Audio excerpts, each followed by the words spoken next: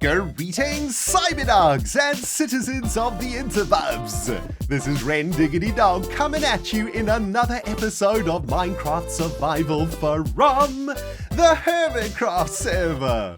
Oh man, I hope you guys are doing well out there. I have missed you, but something fierce, baby. Just got myself back from Sweden. I have spent the last week or so there with my best buddies, Iskal85 and Stress Monster 101. We were there for Dreamhack, of course, and man, we had a freaking awesome time. I'm going to tell you guys all about it in today's episode, but I gotta say, man, I am really happy to be back in my real life hermit hole playing some Minecraft with you guys. I missed your faces, man, jeez. And I really missed Minecraft. I remember one evening we were landing in Sweden in the house that we had rented in the middle of nowhere. It was so sweet, dudes. But I remember saying to Iskal and Stress, I was like, guys, don't you miss Minecraft? It's been like 4 days since we played Minecraft. And oh my goodness, what I've realized is that I don't think I can go more than a week in my life without playing this game. I'm fully addicted, man. I'm a freaking Minecraft addict. Anyway, gonna be a sweet episode, dudes. We got lots of stuff to do today. I am here in the nether making a tunnel, and this tunnel goes to a very special place, a new project that we're going to be starting here in Hermitcraft Season 5. I guess it's not a new project, it's kind of the rebirth of an old project. Those of you guys who watch Season 4 will know what I'm talking about, baby. Oh yeah, we're going to be starting the Mobalisa 2.0, an epic freaking mini game that we are designing with Iskal85, and I've spent the last, I don't know, hour or so getting this place ready for some transportation actions. I promised Iskal that I would make a tunnel to the Mobalisa 2.0 building site in the nether, and that's what I'm doing over here. Our portal is over there, so it's not too far to go, and yeah, it's actually not too far of a distance. I've been thinking about making some sort of a speedway or something here, so Iskal and I can get ourselves to the Mobalisa nice and quickly. But we're not going to do all of that stuff today, guys. We're going to be working a little bit on the Mooshroom-O-Matic today also. Oh my goodness, thank you guys so freaking much for all of the feedback on the Mooshroom-O-Matic. I was reading all of your comments while I was in Sweden, and we've got a couple of adjustments to make to that bad boy, and man, I've been grinding that thing for the last couple of days and can't wait to show you what I've done. Anyway, this is the portal into the Mobalisa 2.0. We're going to be coming back here a little bit later. But for now, guys, let's head back to the Mooshroom-O-Matic. Oh, baby, are you ready to get your minds blown by a ridiculous amount of concrete? Prepare thine faces, Cyberdog. This map is one of the most awesome ideas that you guys have given me in a really long time. We put this thing together in the last episode, didn't we? And I absolutely love it, guys. Take a look at how awesome the Mooshroom-O-Matic looks on this map. I've just updated this portion of the map, and it looks like a computer component, right? I mean, look at this thing. It looks so sweet. And as you guys can see, I have been pretty busy since we were last together. I got back from Dreamhack from Sweden a couple days ago. It took me 12 hours of travel to get back to my hermit hole house. And when I got home, I had something to eat, and I literally just played Minecraft for like 6 hours non-stop, late into the night. Oh, I missed the game so much, man. I'm sorry, I left you guys behind a little bit, but man, I just did a bunch of grind work here at the Mooshroom-O-Matic, and I can't wait to show you what I've done. Take a look at this. It's absolutely insane, isn't it? Look at all the concrete that I've added here. I'm building up the walls of the Mooshroom-O-Matic. They're concrete powder at the moment, but we are going to find a way to turn all of this concrete powder into nice dark black concrete, and then what I need to do is install all of the URENIUM lines into the wall, a whole bunch of these URENIUM lines. Doesn't that look absolutely amazing? Look at this place, man. It's so freaking sweet. By the way, guys, thank you so very much for all of the amazing ideas that you've been giving me about the Mooshroom-O-Matic. I'm really glad to see you guys are loving this project, and oh my goodness, and I'm glad to see that I've been inspiring some of you guys out there to make your own mushroom farms in this way. That is so freaking sweet, man. But if I could get out of this hole without derping too much, let's get into this mode. I think it's easier to land like this. But we need to turn all of these walls into some black concrete. Man, I am rusty. I haven't played Minecraft for too long, man. My brain is freaking out right now. Anyway, there's something else that I want to do in the Mooshroom-O-Matic today with you guys, man, and this has been inspired by a lot of your guys' comments. In fact, quite a few of you guys mentioned that what we could potentially do is find a way to cook the steakage from the Mooshroom-O-Matic without installing some sort of an automatic cooking mechanism underneath this thing, right? So we could actually cook the freaking mushrooms as they spawn or as they fall down into the uranium. We can actually cook them, and I've been doing a little bit of research on this. I asked Iskull about it, he gave me a solution, and we're going to try it out today, man. We're going to see if we can get that working. Going to be a little bit of a technical build, it's going to be a bit of a grind too, but man, that is going to save us a lot of time, right? If we can just automatically cook that beautiful steak as it is spawned in the Mooshroom-O-Matic, that is what I'm talking about, baby. Now, take a look how easy it is to make these concrete powder walls into black concrete. Look at that, man. All we need to do is put some water against them. Jeez, the lag is real, though. Also, it's going to be a little bit more difficult on this side, because we're going to have to do it inside. And actually, have I just destroyed a little piece of the Mooshroom-O-Matic down here? Derp! Cyberdiggity dogs, my friends from all over the world. If we could just collectively forget that that ever happened, that would be great. I'm such a freaking idiot, man. Welcome back to YouTube, Ren, you freaking derp-faced idiot. That's what happens, guys, when you dig a hole all the way down to bedrock and then try fly down it when you are a Minecraft noob like myself. Yeah. Face palms are in order. Anyway, it's kind of advantageous that we splattered ass down here, though, guys, because there's some work that we need to do down here. Thank you to everybody who let me know that we've got some unnecessary redstone action going on down here. These lines of redstone are actually not needed because these blocks are powered by the redstone torches over there. And yeah, this is just an unnecessary use of resources, and of course we can make it look a little bit better. Now, the surface of the Mooshroom-O-Matic levels are all even and all symmetrical, and that actually helps with my my OCD, so I like that. Thank you, guys. Thanks for that information.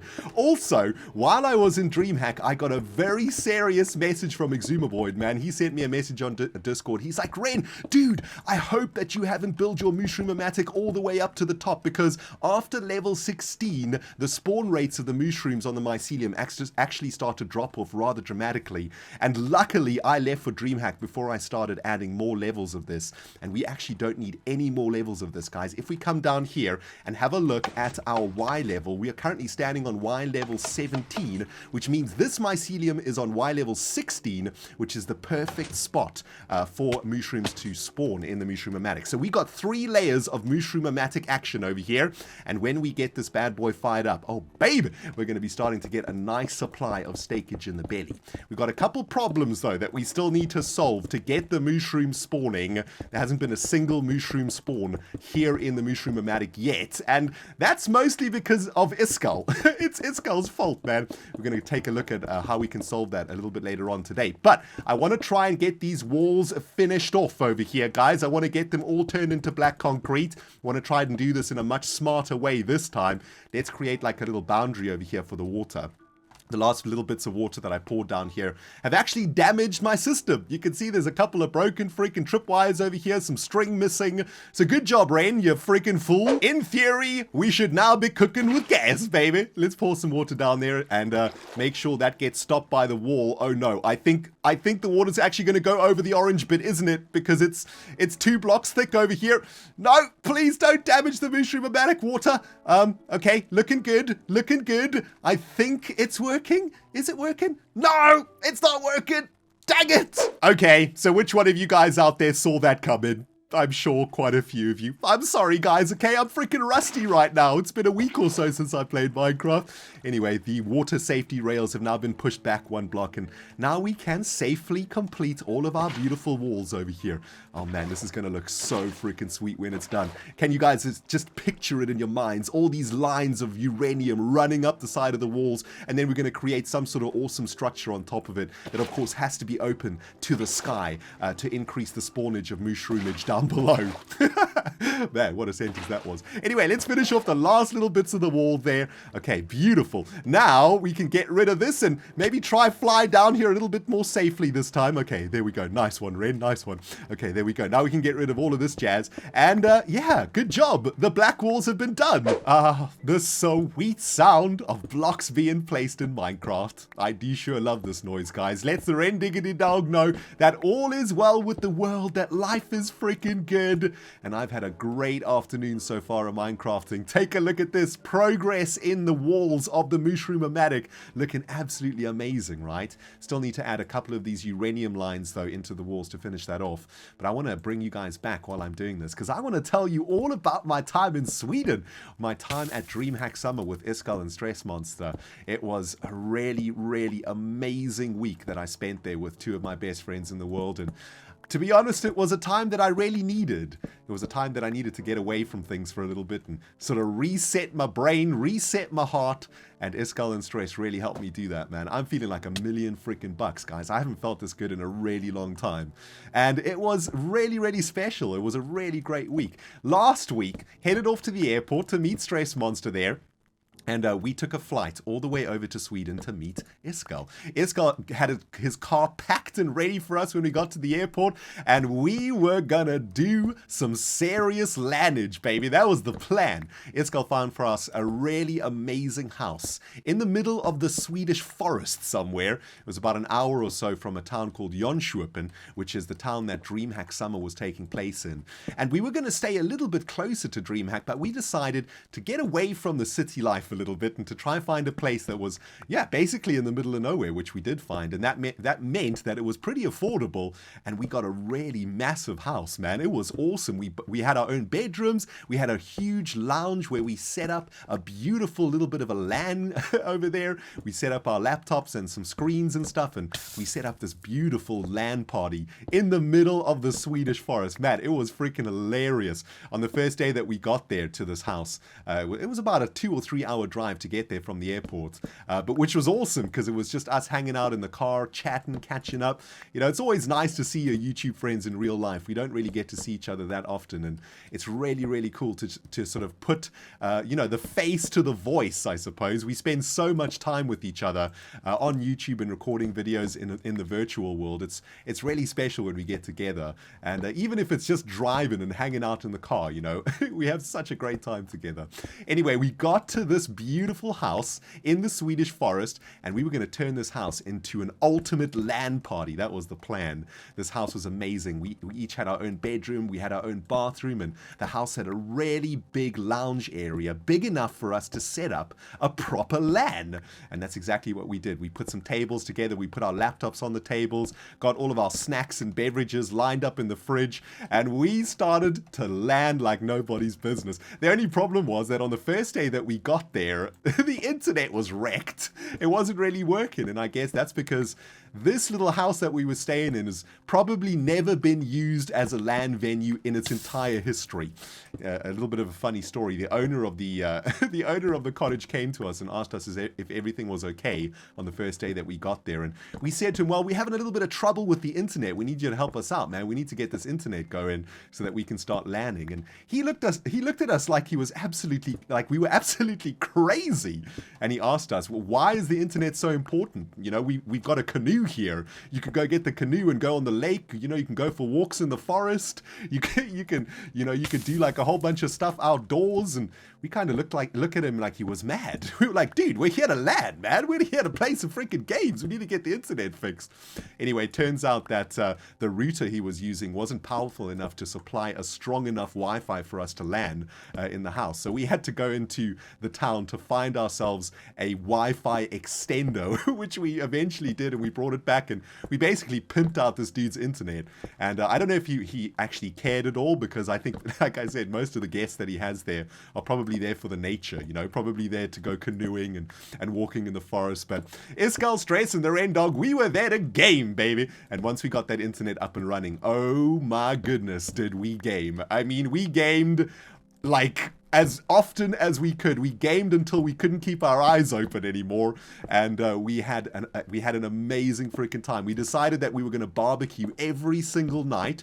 The house had this beautiful porch that looked into this forest, and there was a barbecue there, and Every single morning we'd head off into the little town that was close to that place, get ourselves some supplies, some land supplies and some barbecue supplies, and we pretty much barbecued every single day. It was absolutely amazing. We also headed into Yongsherpen on the Saturday and the Sunday, of course, and on the Monday again, to go to Dreamhack and to meet some of you guys there. And we met a couple of people who came to hang out with us. It was absolutely amazing. We were hanging out at the Magic the Gathering booth at Dreamhack, and Iskal pretends like he doesn't play Magic the Gathering, but he was loving it, baby. I brought all of my cards and we were playing Magic, and a couple of peeps came to visit us, and it was really sweet hanging out with them, and they sort of sat with us for hours, man. We were just sort of hanging out, you know, talking about Minecraft and talking about life and YouTubing, and it was really fantastic to meet the fans. One of the fans had come all the way from Italy via 4 flights to get to Dreamhack and had lost his luggage on the plane, so he didn't even have a freaking laptop at Dreamhack, like the world's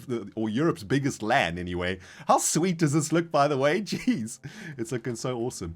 Anyway, he told us that he had come for Dreamhack, but he'd also come to meet us, which is absolutely amazing considering the ridiculous journey that he took to come and meet us. So that was really humbling and really epic to meet you guys who came to say hello to us, and I hope you guys liked the goodies that we gave you, man. It was so sweet.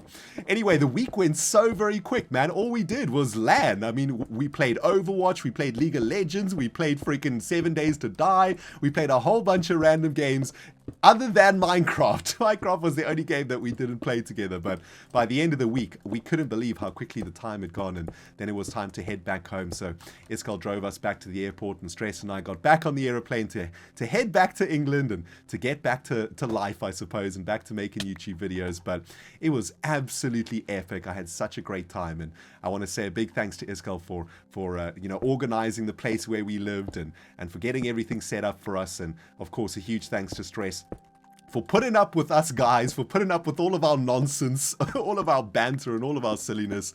We had such an amazing time, and yeah, I'm gonna miss it, man. Now we are cooking with gas, Cyberdogs. This place is looking amazing. I love it so much, man. I didn't think the uranium was going to look this good, but at night, this is looking incredible, isn't it? I absolutely love it, man. All of the walls are now finished. I've also added some safety glass above the mushroom spawning platforms over here, just to make sure that it can't get broken in any way and we can come down here and run around on it. But I think it looks so sweet. Let's try a little bit of an experiment over here, guys. I want to try and elytra rocket myself out of here in this camera view so that we can see what it looks like below us. Let's get this going, baby. Fly, baby, fly. Look at that. Oh my goodness.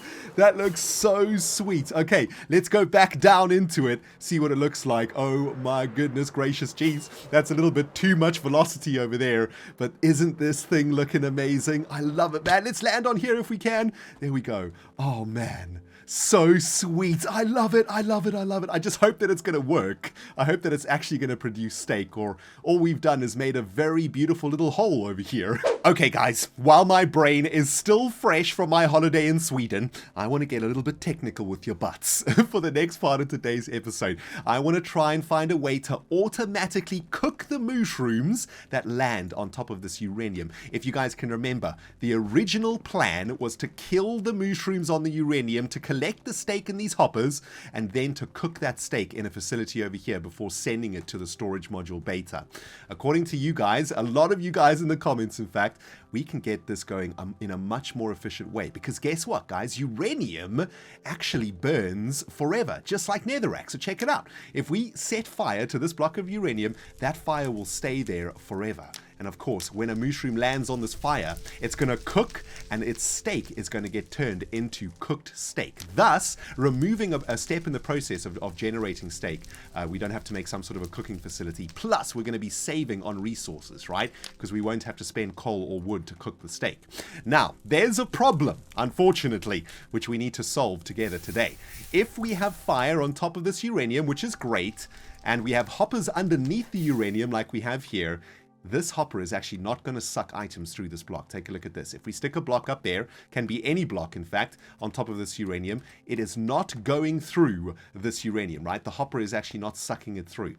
There is a way, though, that we can force these hoppers to suck items out of a block that is on top of them.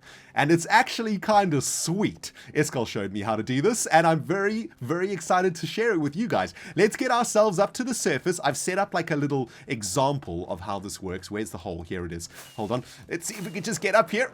One more bit of boostage. Okay, there we go. Daggered Cyberdogs, this is the second time I'm going to explain this to you because, well, the last time I recorded this, it was the middle of the night and you guys wouldn't have seen anything in that segment, so I'm going to redo it for you guys. Anyway, I've got an example of what we have at the bottom of the Mooshroom-O-Matic, right? We've got a hopper and we've got a bit of uranium on top of it. What we want to try and do is get the hopper to suck items through the top of the block that is on top of the hopper. At the moment, as you can see, that is not working. Now, what we do know is that if we have a hopper minecart on top of a hopper, so let's get a hopper minecart on there, this hopper minecart will actually send items into that hopper, right? So we should see all of those magma cubes going through that hopper. Now, here's the really cool bit. Are you guys ready to have your minds blown, man? This is so sweet. What we're going to try and do is we're going to try and force this hopper minecart to become a block of uranium. Or more technically, what we're going to try and do is shove a block of uranium into the same space as this hopper minecart. Now, before we do that, we've got to get rid of this little bit of railing like so, and we've got a piston above the uranium like that, right? Now, check this out, guys. This is so awesome. Iskal showed me this. Blew my freaking mind. Take a look at this. If we trigger that piston, we're going to push that block of uranium into that hopper minecart. Now, let's test the system once again. Let's throw an item on top of the uranium, and boom, it gets sucked up by the hopper minecart and goes into the item hopper, and it should land in here. Let's do a proper test over here. Let's throw a rocket on top of there because it's a different item. That was cute but wrong. That was also cute but wrong. Get out of the way, piston, you freaking butthole. Nope, that's also cute but wrong. There we go. Well, it looks like it's working, right? And it is getting sucked up, yep, by that hopper minecart. So, this design is the way that we are going to be collecting our beautiful cooked steak. And I believe that when we are in this position, yes, we can actually light that block of uranium. So when a cow lands in that fire, they're going to burn, and their cooked steak is going to be collected by the hopper minecart and sent into our hopper chain, right? And yeah, kind of cool, right? I know, baby, I know. All I got to do now is get back down to the bottom of the Mooshroom-O-Matic without dying. Thank the freaking ender gods for ender pearls. Let's get down there. And now all I need to do is change out all of these magma cubes to become hopper minecart magma cubes, or should I say uranium. And then this system is going to be collecting pre-cooked freaking steakage. That's what I'm talking about, baby.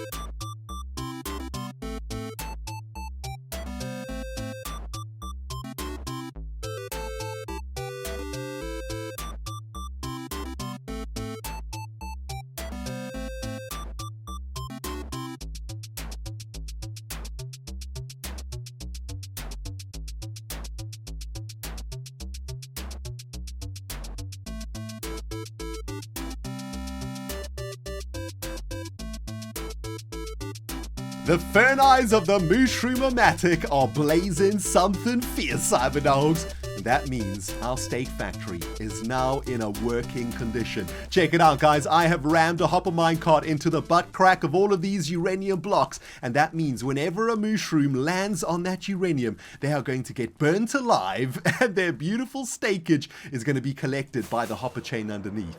And that means once we get some mushrooms to actually spawn in this place, cheese, dang it! Not only wrecked by my own freaking noobness, but wrecked by the false symmetry too. Check it out, guys. I think Falsey is pretty much tired of saving my butt on this server. She's given up on me.